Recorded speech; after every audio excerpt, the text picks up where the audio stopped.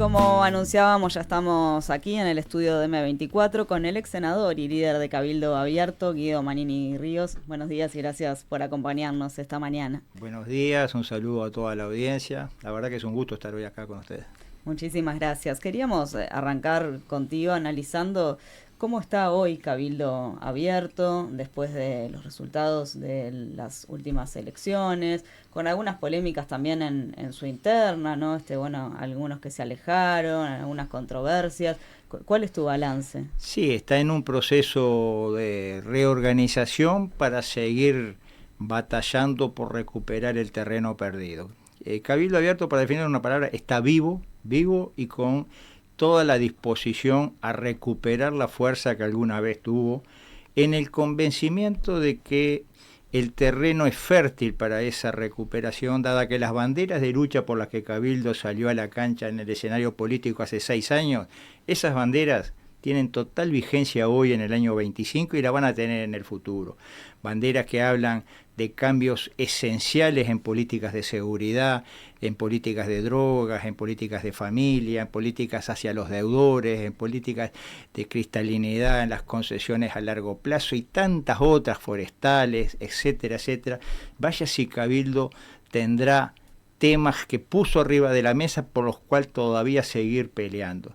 Nosotros tuvimos un proceso, yo diría, doloroso interno, tal vez fruto de nuestra excesiva juventud en la política, de nuestra inexperiencia en muchos aspectos, que generó una situación de división interna, pero como tú bien dices, ya algunos de los principales actores que generaban esa fractura interna han dado el paso al costado, han buscado otros rumbos, y yo creo que ahora Cabildo, y eso quedó demostrado en el congreso que hicimos el 24 de mayo, Cabildo tiene las herramientas y la disposición para trabajar en forma coherente y trabajar en forma unida en prosecución de esos objetivos, que es seguir manteniendo y peleando por esas banderas de las que yo hablaba recién. Sigamos un poco más atrás y pensando no solamente en Cabildo Abierto. ¿Qué razones explican la derrota de la coalición en las últimas elecciones? Bueno, muchas razones. La principal, que la mayoría de la gente prefirió votar al Frente Amplio. ¿Y por qué? ¿Por qué prefirió votar al Frente Amplio? Yo creo que el Frente Amplio le supo llegar más al corazón de la gente que lo que le llegó el bloque Coalición Republicana. Tal vez el gran error de la campaña, yo lo he dicho ya públicamente, ha sido apuntar a la razón, tratar de hacer pesar determinados logros, o así como se veían como determinados logros del gobierno saliente, y no apuntar muchas veces al sentimiento de la gente. El Frente tuvo la habilidad de llegarle al corazón de la gente más que lo hizo la Coalición Republicana, más allá de errores, yo diría que no fueron los decisivos, de candidaturas o de determinadas actitudes. Yo creo que hubo actitudes que no ayudaron, actitudes, por ejemplo, la de denostar o burlarse de candidatos y hacer determinado tipo de declaraciones. Yo creo que en un país como el Uruguay eso no ayuda, genera mucho más rechazo que lo que pueda generar de adhesión, y eso se dio. Hubo cierto, yo diría, menosprecio, cierta subestimación del contrario, y bueno, hay un cúmulo de errores. Siempre todas estas cosas no pasan por una sola razón. Un hecho claro: Cabildo Abierto en el año 19 fue un partido fuerte, un partido que salió a la cancha, peleó y tuvo votos de todos los partidos políticos, incluido el Frente Amplio, en el año 19. En el año 24, Cabildo se debilitó por una serie de circunstancias. Una, la nombré recién, era interna. Otra fue la hostilidad generalizada que expresó todo el sistema político hacia Cabildo Abierto. Bueno, Cabildo se debilitó y ya faltó ese partido que pudiera captar votos extra Coalición Republicana o extra partidos que estaban mayoritarios de la coalición. Entonces, creo que es un cúmulo de factores que llevaron a esto, pero sobre todo creo que fue la habilidad del Frente de llegarle al corazón de la gente, de constituirse para mucha gente como una esperanza muy probable de mejora en su calidad de vida. Siempre se pone, generalmente, ¿no?, ante las derrotas, se pone en primer lugar el tema de la comunicación más que otras cuestiones, ¿no? Sí, pero yo entiendo que la estrategia de qué se comunicaba no fue la más acertada. Digamos, la coalición republicana no le supo llegar a aquello que mueve a la gente, que es mucho más el corazón que el cerebro. Irle por el razonamiento. Miren que acá arreglamos el tema económico, se achicó el déficit fiscal, se lograron tal cosa, tal otra, las calificaciones de riesgo, estamos en el mejor del mundo. Esas cosas, para la gente que realmente razona y piensa, puede tener fuerza, pero para el común de la gente le importa otras cosas. Ahora vamos a detenernos en algunos de estos puntos que vos mencionabas recién, pero mucho se ha hablado justamente de cómo fue la campaña electoral, pero no se han mencionado las políticas de gobierno y el resultado de esas políticas de gobierno que llevaron a que la coalición en este caso perdiera, o el Partido Nacional en este caso perdiera. ¿Cuánto crees que incidió la propia gestión del gobierno en el resultado electoral? Yo creo que si se hubiera presentado de otra forma la misma gestión, tal vez el resultado podría haber sido otro. Yo honestamente, y en esto no me quiero poner como otros que dicen que son todos lo mismo, no son todos lo mismo, pero las políticas en general no son tan diferentes.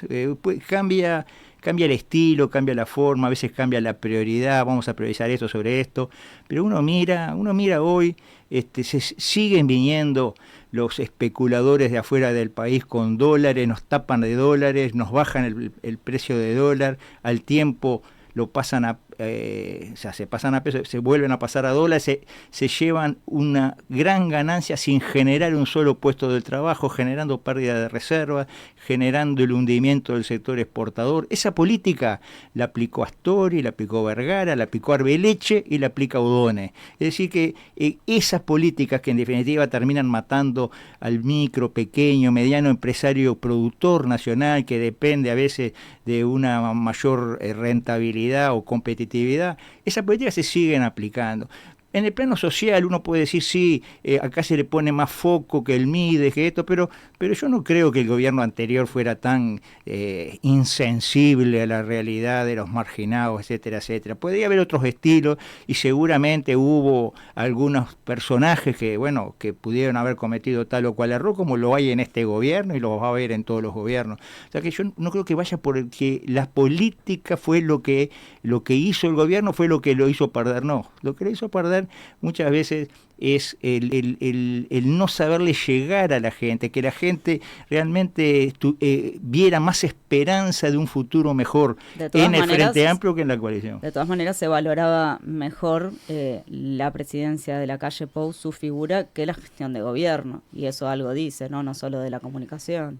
Bueno, sí, pero eso que en los efectos, primero que nada es algo de difícil comprobación todo. Yo digo, no cabe duda que había un muy buen manejo de la comunicación pública por parte de lo que era Torre Ejecutiva, de la comunicación, que iba a favor de lo que podía ser la aprobación al presidente.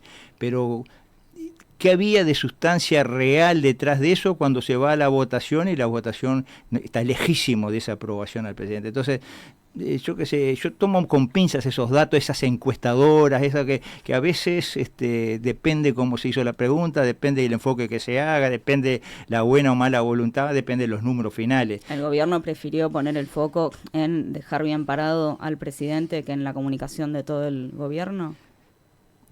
Bueno, finalmente eso es lo que ocurrió, pero no sé si fue intencional, si se buscó eso siempre, ¿no? Pero fue lo que también era. También al presidente bien valorado en la opinión pública, con un, digamos, con un marketing tremendo, digamos, y el gobierno que se suponía que era reflejo de todo eso termina perdiendo la elección. Yo qué sé, no sé, la verdad habría que analizarlo con elementos más profesionales que los que yo tengo, pero en realidad es claro que la gente entendió que le iba a ir mejor con el Frente Amplio que con la continuidad de la coalición republicana. ¿Cómo lo entendió? ¿Por qué lo entendió? Yo creo que ahí está el error cometido en la estrategia de campaña que buscó remarcar las cosas buenas que se hicieron, que las obras, que los números, que esto, que lo otro, pero a la gente le preocupan a veces otras cosas, le preocupa que le digan, le vamos a dar la vivienda que le está faltando, o que le digan, le vamos a poner la policlínica en la esquina de la casa, aunque después no se cumpla, que realmente después no se cumple, pero la gente está convencida que le van a poner la policlínica en la esquina de la casa, o la que está a 3 cuadras va a estar con todos los medios. ¿Y no será que la gente también vio que efectivamente hubo políticas que no se cumplieron, como esto de haber perdido salario que no se recuperó, ¿no? Bueno, puede ser, también que mejorara el crecimiento pero no se redistribuyera. Sí, también presentado o comunicado de otra forma, esos elementos no hubieran sido tan mal valorados. El salario que no se recuperó, bueno, tampoco tenemos que abstraernos de que hubo una pandemia en el mundo que le pegó al mundo entero. O sea, capaz que explicado o justificado como se debió haber hecho, hablado, no hubiera tenido el efecto que pudo haber tenido por mal comunicarse. Puede ser, sí, yo no digo que eso no sea así, pero hay realidades que también afectan a distintos gobiernos. Mañana viene un desastre, acá no hay terremoto, pero si hubiera un tremendo terremoto y tenemos que recomponer todo eso, seguramente se va a perder el salario de mucha gente, se van a perder muchos beneficios que tiene la gente que no los va a tener. Pero Manini, hay cosas que se ven en el día a día y que no tienen que ver con cómo se comunican, sino que le va afectando a la gente, como por ejemplo lo que fue el sistema de salud, los centros de salud pública, por ejemplo, y otras cosas que han afectado a la ciudadanía y que quizás eso se vio reflejado en el voto, que no tiene que ver con la comunicación, tiene que ver con la vivencia de la gente. Sí, y seguramente en estos momentos la gente sigue con esos mismos problemas y dentro de 5 años van a querer castigar a este gobierno porque no le solucionó el tema de las horas, los tiempos de espera para especialistas, los tiempos de... No, eso no lo sabemos, ya 90 medicamentos volvieron, ¿no? Habría que ver bien objetivamente cada una de las realidades. Es probable, si a la gente le importan las cosas las cosas que le afectan el día a día. A la gente, yo lo he dicho públicamente, no le cambia la vida si tal jerarca pagó o no pagó la contribución inmobiliaria, no le cambia la vida. Que al jerarca lo multen o le hagan lo que le hagan, pero no le cambia la vida. Lo que sí le cambia la vida es que le estén asaltando, robando, agrediendo, presionando todos los días, que estén con el corazón en la boca porque su hijo que salió a estudiar y vuelve de noche tiene que caminar 4 cuadras en un barrio complicado, porque hay una venta de droga en la esquina y tiene el hijo adolescente que está ahí en la vuelta. Esos son los temas que le angustian a la gente todos los días, porque tiene deudas impagables fruto de la especulación de usureros que los han carneado durante años. A la gente le afecta las políticas de drogas demenciales que tenemos aplicadas, les afectan un montón de temas que parecieran menor, que no son los macronúmeros, no es el déficit fiscal, no, son las cosas del día a día, ese pequeño microempresario que quiere montar un kiosco, un pequeño comercio, y son 1000 regulaciones, trabas, problemas, impuestos impagables que lo terminan ahogando, lo terminan haciendo cerrar. Todos los días el trabajo nacional está cada vez más complicado, con más trabas.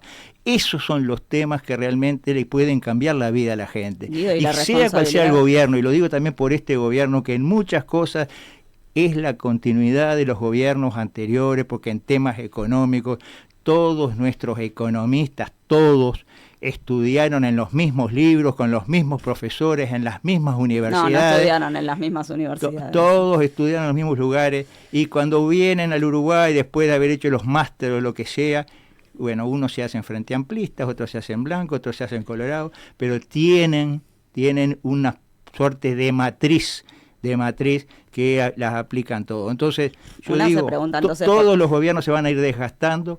Este también va a tener su desgaste, claro que sí, pero que hay que encontrarle soluciones a esos temas del día a día, lo que le pegan al hombre de carne y hueso que la está sufriendo, que le pegan a su familia. ¿Qué respuesta le da el Estado cuando un hijo cae en la adicción a las drogas?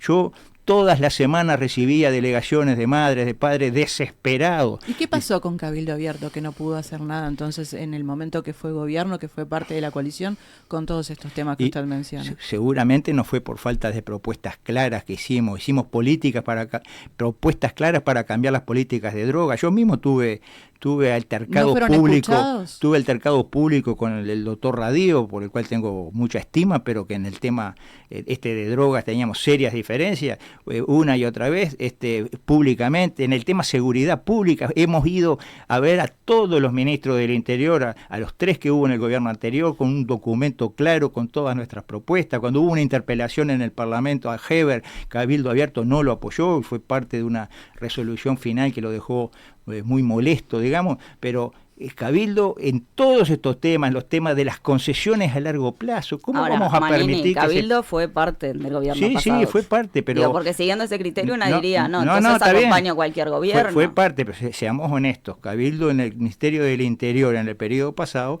no tuvo acceso ni al portero del Ministerio del Interior. Pero siguió hasta el final. Sí, socio fiel. Sí, seguimos porque en determinadas áreas entendíamos que podíamos hacer aportes y podíamos lograr cambiar algunas realidades. En algunas instancias pasó así, en las leyes de presupuesto, de rendición de cuentas, hubo artículos siempre que Cabildo propuso y que salieron adelante. Pero esa negociación artículo a artículo, ley por ley, la puede hacer con el Frente Amplio y no son socios. Sí, entendíamos que era importante no restarle la gobernabilidad, no sacarle la mayoría parlamentaria al gobierno. Por eso, por un tema de seriedad y de responsabilidad, estuvimos hasta el final. Pero eso no quita, y es público, que nosotros hemos hecho un montón de propuestas que el resto de la coalición no nos llevó. La ley forestal, por ejemplo, que se aprobó, fue vetada, una iniciativa de un socio del gobierno fue vetada por el presidente o por el Poder Ejecutivo. ¿Lo va a escuchar más el Frente Amplio que la coalición? No sé, eso habrá que preguntarle al Frente Amplio. Porque Perrone ya puso el otro día, ¿no? En las redes esto de me recibió más veces Odone que Arbeleche. Sí, pero ojo con los títulos, después eso no quiere decir que me va a escuchar más, es un dato de la realidad nada más, pero no me va a escuchar más o menos, depende de cómo se vaya desarrollando el tiempo. Pero cuando se dice en el Ministerio del Interior no nos atendía ni el portero y que ahora los atienda el Ministro de Economía, es un dato distinto. El Ministerio del Interior en la periodo pasado no tuvimos ni al portero y hemos hecho propuestas claras que yo creo que tarde o temprano vamos a tener que transitarlas si queremos cambiar esta realidad. Los presos van a tener que trabajar todos obligatoriamente si queremos cambiar la realidad. Vamos a tener que redesplegar la policía con otros criterios si queremos cambiar la realidad. Nosotros tenemos propuestas claras. Ahora, en el tema de que más escuchado o menos escuchado, nosotros lo que hemos dicho, y lo vengo diciendo desde octubre del año pasado, no es que lo diga ahora, es que en todos aquellos temas donde nosotros entendamos que la gente necesita o que es bueno la solución que se plantea, vamos a dar nuestro apoyo, nuestros votos, lo vamos a dar sea de quien sea la iniciativa. No estamos con esa tesitura, no al gobierno ni un vaso de agua, cuanto peor le vaya mejor para nosotros. Yo creo que eso es de una irresponsabilidad tremenda. Cuando hay gente desesperada, ¿qué vamos a decirle? ¿Esperá hasta el 29, el 30 para empezar a encontrar soluciones? Las soluciones que sean para la gente ahora, nosotros vamos a estar siempre dispuestos a apoyarlas. Y si hay cosas que no nos gustan, no las vamos a apoyar. Por ejemplo, no estamos de acuerdo con el Ministerio de Justicia y no lo vamos a votar. Pero de repente en otro tema tenemos, ¿por qué no? Y si es bueno para la gente, ¿por qué no? Y así va a ser nuestra tesitura siempre con nuestra impronta y de acuerdo a nuestra visión. ¿Y por qué coalición en el gobierno y no en la oposición? Y que no tiene sentido una coalición en la oposición. ¿Para qué? Para que todos digamos lo mismo en la oposición. Yo no le veo sentido. Pero tampoco podría tener sentido en el gobierno. Podrían haber dado los votos, como decís ahora, en el gobierno, para darle gobernabilidad en algunas cosas sin acceder a cargos. Vamos a entender, con el diario del lunes uno podrá decir, sí, tenés razón, habría que estar en la situación de noviembre del 19, cuando la gente votó un cambio de gobierno para que los votados implementaran cambios reales en la gente. Con el diario del lunes hubiesen optado con el diario por otro del camino. Lunes uno diría, al final las propuestas nuestras tal y tal no fueron llevadas, podríamos haber estado afuera totalmente y hacer la fácil, porque acá en este país la fácil es estar en la vereda del frente tirando piedras. Esa es la más fácil y la más redituable electoralmente. Pero te quedas sin cargos, ¿no? Nosotros, sí, pero los cargos tampoco es lo que nos movió a pesar de toda la manija que han dado. No, en ningún momento nosotros, como ahora en este momento, no tenemos ningún móvil en ese tema, negociamos nada. Nosotros vamos a apoyar lo que entendamos que es bueno. Entonces, yo digo, de acá para adelante, la posición de Cabildo va a ser siempre aquellas cosas que realmente entendamos buenas, las vamos a apoyar. Y vamos a intentar cambiar realidades en temas que para nosotros son muy, pero muy sensibles. La deuda de la gente, sigue habiendo en este país 700.000 deudores irrecuperables, lo cual es realmente gravísimo, y sobre todo cuando se origina en una violación a la Constitución que prohíbe la usura. ¿Y por qué el sistema político no se enfrenta a la usura? Esa es una pregunta que ustedes como periodistas se la podrían hacer a todo el mundo. ¿Por qué el sistema político mira para el costado si sabe que hoy, en este momento, ahora que estamos hablando, se le está aplicando usura a centenares de miles? Sobre ese tema también. Bueno, pero ¿y por qué? ¿Por qué miran para el costado? La única explicación es que haya compromisos con los prestamistas, pero otra explicación no entiendo. ¿Cómo tomaron la propuesta que les hizo llegar el Frente Amplio de reestructura de deuda, que se le acercó el proyecto a Perrone? Nosotros la tomamos como bueno. Es bueno que haya sensibilidad en ese tema y que se quiera adelantar. Es bueno, es insuficiente, pero es bueno. Siguen quedando fuera de eso que se considera muchos deudores. El Estado como principal usurero en este país no está contemplado en el proyecto, y yo creo que el Estado tiene también que dar una reformulación de deuda, una reestructuración de deudas a todos sus deudores. Y aparte los límites, los topes son bajos, pero de todas maneras, bienvenido sea, va en la dirección correcta y por nuestro lado... Entonces puede haber un acercamiento con el Frente Amplio. ¿Qué va a pasar en periodo electoral? No sé, de acá el periodo electoral va a correr tanta agua, estaremos vivos. Va a correr tanta agua bajo el puente, no puedo vaticinar qué va a pasar en el año 29 en materia electoral. Cabildo Abierto va a seguir planteando los temas que realmente le afectan a la gente. Hay temas que lamentablemente estamos lejísimos del Frente Amplio, estos temas de deudas, drogas, etcétera. El Frente Amplio en cierta manera es el padre de la criatura de estos problemas, de acuerdo a lo que nosotros entendemos. Entonces va a haber que hablar con todos, buscando que prime el sentido común y que la gente encuentre soluciones a temas que realmente los angustian en serio, y no estar todos los días en torno a un escándalo, a ver si tal ministro pidió o no pidió un lunch a la Esmeralda. En ese sentido, el resto de la oposición está actuando de forma incorrecta o estando en la chiquita, digamos, en esto. Bueno, yo no quiero hablar mal del resto de la oposición, pero creo que la actitud de ni un vaso de agua al gobierno es poner de rehén a la gente. ¿La estás viendo en alguna figura del Partido Nacional esa actitud? Bueno, ustedes lo saben mejor que yo. Yo no quiero poner nombres ni nada por el estilo, pero claramente no es nuestra actitud. Nosotros, primero está la gente, después a ver quién es el que dé la idea, pero primero la gente. Acá es al revés, primero la idea, a ver, vino de fulano, esta es mala, hay que matarla. No, yo creo que no es así. ¿Es irresponsable eso? ¿Cómo? ¿Es irresponsable eso de ni un vaso de agua? Para mí es una irresponsabilidad total, sobre todo, repito, es poner de rehén a la gente. Si nosotros al gobierno le decimos, sí, le aprobamos que tiene que darle tal partida a ACE, tal partida al MSP, tal partida al Ministerio de Vivienda, tal partida para ferrocarriles centrales, lo aprobamos en una rendición de cuentas, pero después en el último artículo decimos, no te doy los recursos para hacerlo. ¿Cómo se puede calificar eso? ¿Y quién queda en el medio? Queda en el medio la gente, porque si no va la partida ACE, capaz que no hay plata para los proveedores, capaz que empiezan a faltar remedios.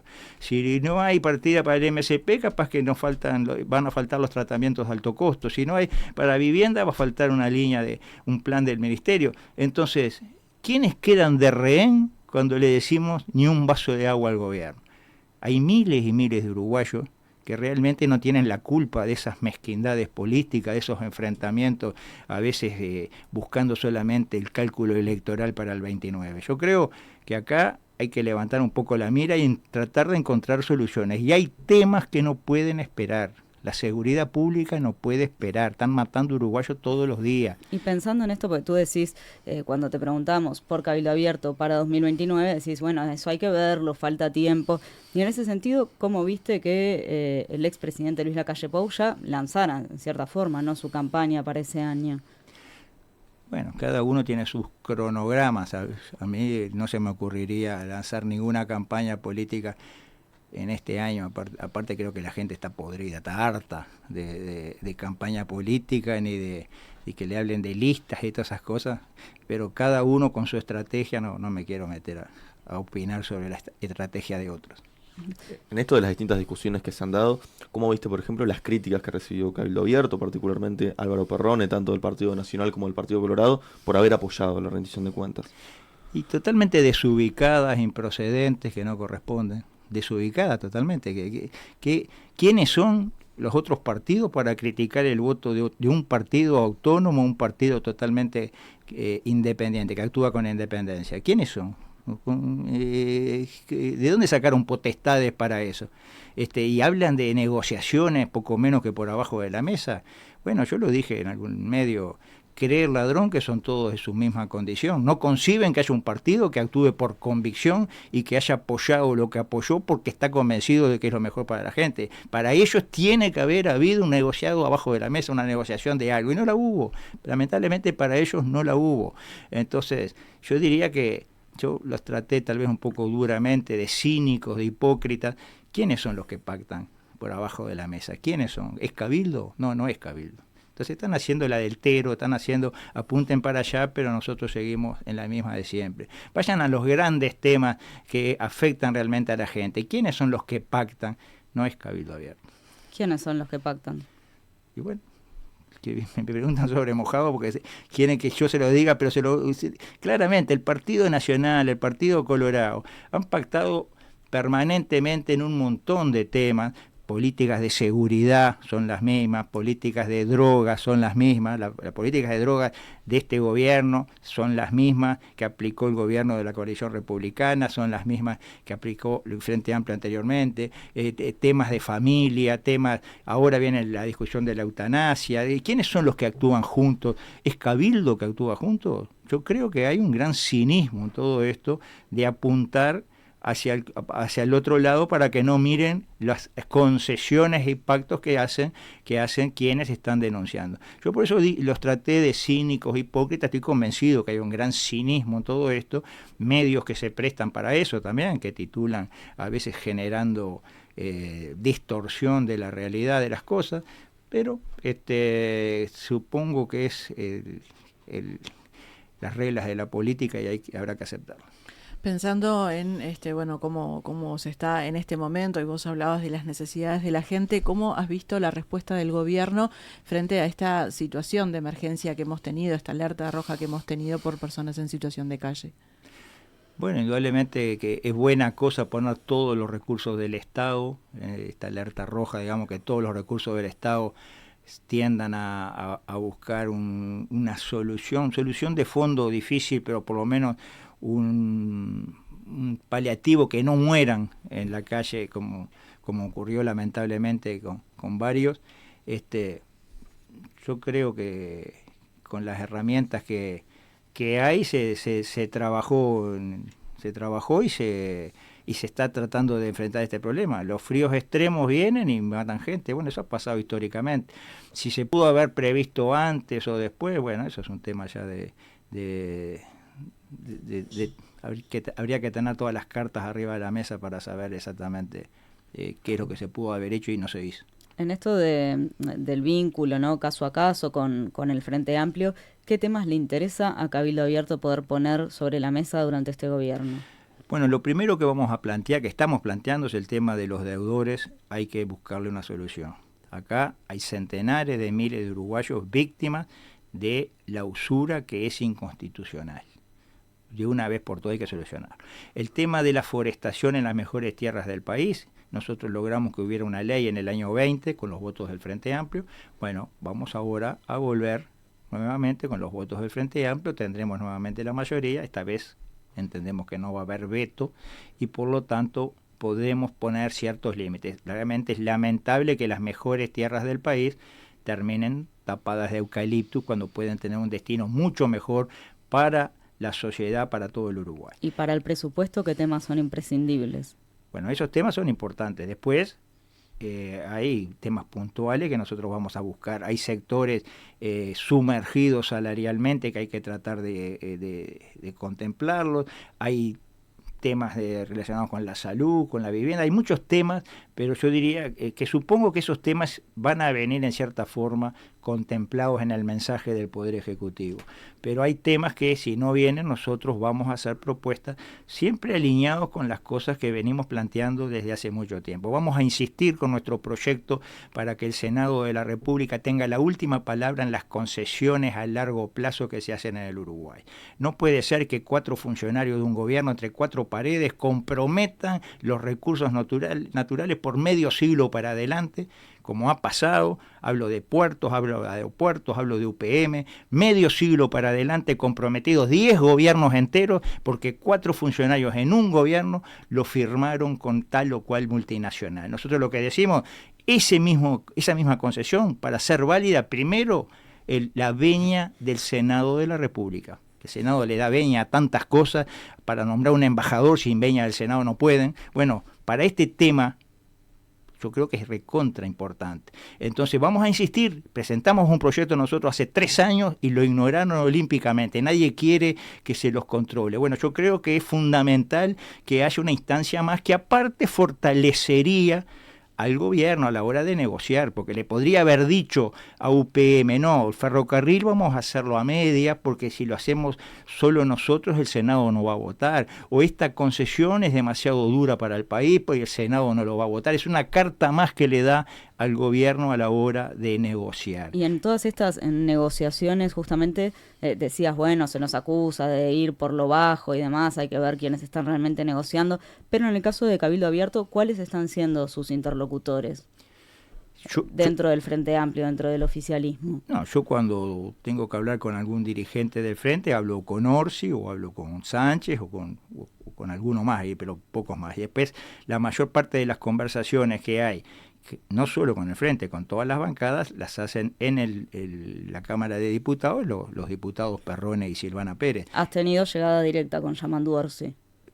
Yo he tenido con Yamandu Orsi, he tenido intercambios vía teléfono más, no lo he visto, pero cuando tengo que hablar de algún tema, lo converso con él o con algún jerarca del entorno de él, pero realmente no he tenido hasta ahora conversaciones sobre temas que derivan después en tratamiento de leyes en el Parlamento. Hasta ahora no lo hemos tenido. Si lo tengo que tener, será en ese nivel que yo me voy a manejar. ¿Y cuáles son los planteos que has intercambiado con Orsi y con Sánchez? No, hasta ahora formalidades, yo qué sé, felicitaciones por tal cosa o cosas por el estilo, por algún evento, con motivo de la Asunción, todas cosas, pero digamos, permanentemente ese enlace está abierto y yo si tengo necesidad de conversar, sé que lo puedo conversar perfectamente. El trato es un trato deferente, yo diría que esa es la definición clara de deferente y de respeto, no deja de ser el presidente de todos los uruguayos. Manini, como para cerrar cortito, porque sabemos que no tenemos tiempo, ¿qué evaluación haces de estos días, de estos primeros 4 meses de gestión de justamente Yamandu Orsi? Yo creo que recién se está empezando a parar en la cancha. Veo positivo estas movidas internacionales de estas últimas semanas, estos últimos días. Creo que hay ciertas problemáticas que todavía no han sido encaradas, por lo menos como nosotros pretendemos que se encaren, sobre todo en materia de seguridad pública. Creo que por ahí viene el talón de Aquiles y creo que ahí habría que contemplar propuestas que venimos haciendo hace tiempo y cambiar en cierta forma la pisada en materia de seguridad pública, políticas de drogas, hay cosas que creo que van arrancando mal, pero también era previsible. creo que es muy prematuro ahora para hacer un juicio de lo que ha hecho o dejado de hacer el gobierno. Tal vez haya que darle más tiempo. Entiendo que lo que se quiere es cumplir con aquellas promesas de campaña que se hicieron.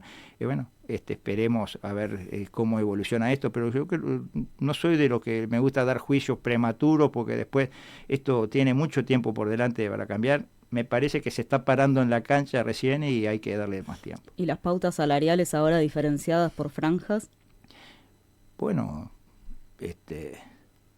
no las he analizado, pero entiendo que debe estar pensado buscando sobre todo la única forma posible de levantarla a los más sumergidos, porque haciéndolo en forma generalizada siempre los más sumergidos quedan con mínimos que los siguen dejando en el diferencial bajo permanente. Creo que tal vez no haya otra forma que hacerlo así diferenciado para que le llegue a los que están más abajo en la escala, ¿no? Guido Manini Ríos, ex senador y líder de Cabildo Abierto, gracias por acompañarnos esta mañana. Bueno, gracias a ustedes y nuevamente un saludo a toda la audiencia. Muchas gracias. Nada que perder. Producción general, Enzo Dinolfi.